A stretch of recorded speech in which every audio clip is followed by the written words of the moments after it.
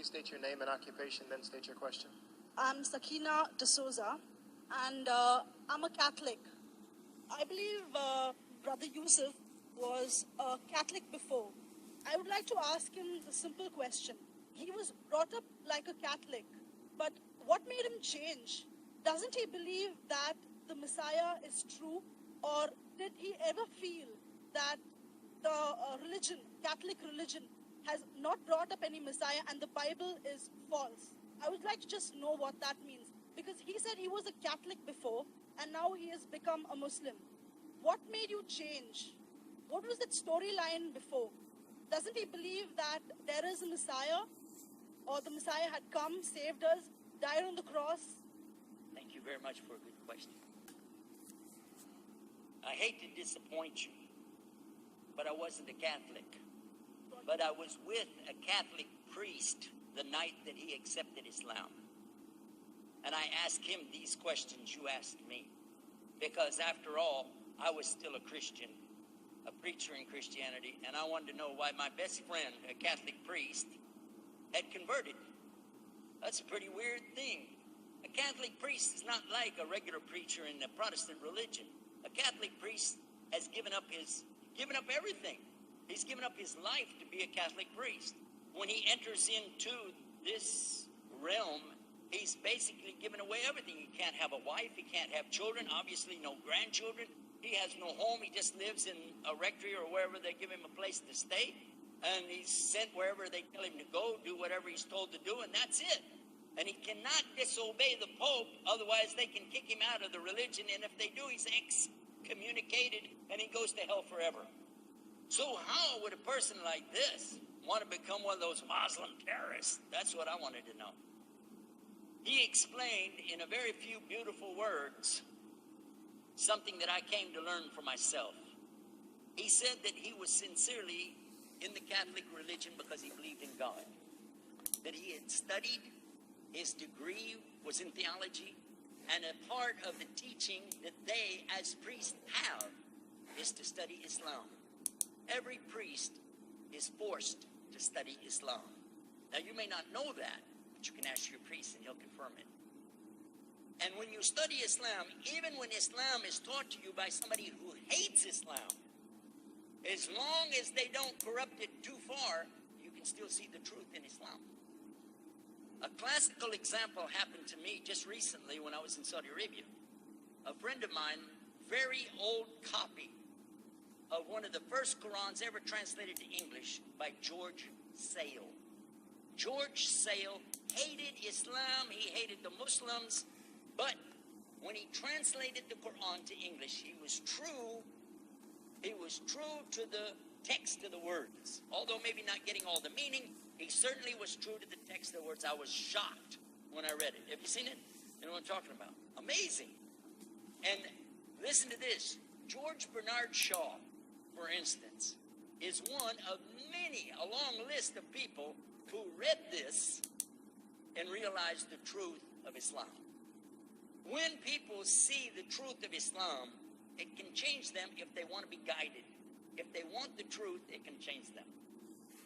You might think, I'm a Catholic, I'll never be anything but a Catholic.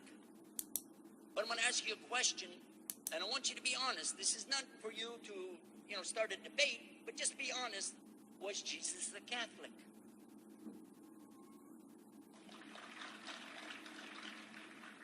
And it's not open to debate, so there's no point in opening that up because you know and I know he wasn't. The Catholic Church was in business about 300 years before Jesus was born. It's on their website. Don't go like this. It's on their website. That's where I took it from. The Catholic Church was really started in Rome by Alexander the Great. Do you know what the word Catholic means? It means universal. It was the universal church for the Roman Empire. If you didn't join it, you could not be a Roman citizen. And it was opposed to the teachings of Judaism and opposed to the teachings of the early Christians for more than 200 and some years. And they were diametrically opposed to each other to the extent that it was the Romans killing the early Christians. Now, if you understand that, and you go to their website and read, they didn't even take over Christianity until the year 325 AD. And when they did, they changed a lot of things. Again, referring to their own website. But if you want to check it in Britannica or Americana or grow your encyclopedias, go ahead and read about the Catholic Church. When, in August of 325 AD, at the Nicaea Council, they took over, first thing they said was, let's change the date of the birth of Jesus to be the same date as that of Mithras, which was the god, one of the gods worshipped there, and also the sun god's birthday was the same day, December the 25th, believing it to be the shortest day of the year. And Constantine was a sun worshiper of Saul Invictus. Go to the website, read it for yourself.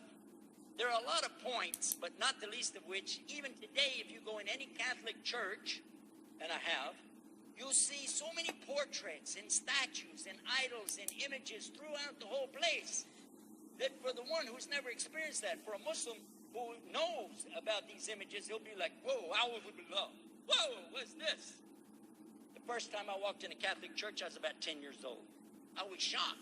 I was shocked at the idols and statues everywhere, because in the Protestant religion, we were brought up to believe that the second commandment was just as important as the first commandment. The first commandment in the Bible, in Exodus, is the same as the first commandment in the book of Deuteronomy.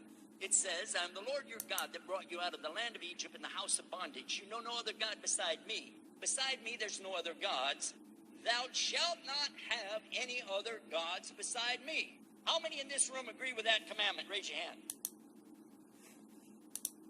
You notice the Muslims are raising their hand because it means Ashhadu an la ilaha illallah.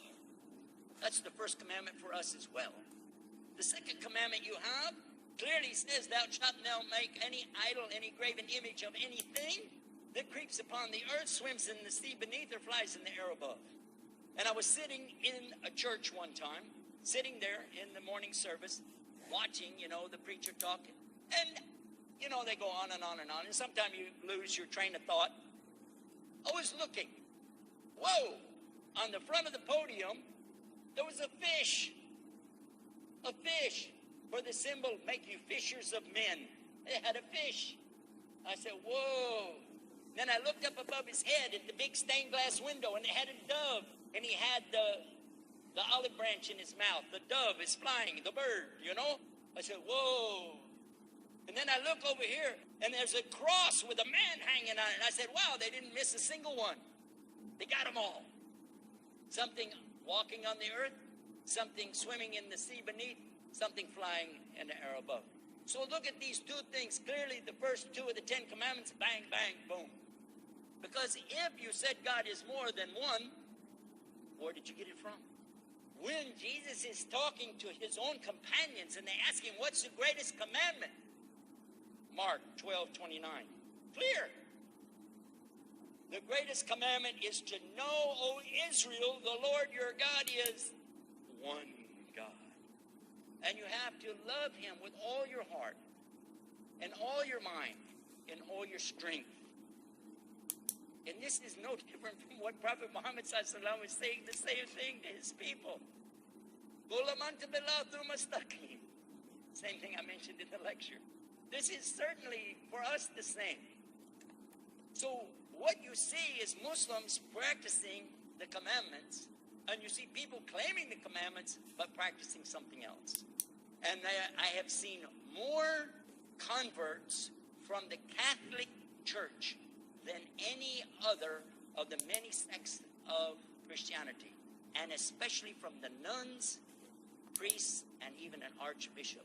And all of them are better than me. Those guys and women that I see do this, they still sacrifice their whole life to get the true message of Islam, not only to you, but to Muslims as well, because we all need to know about it. But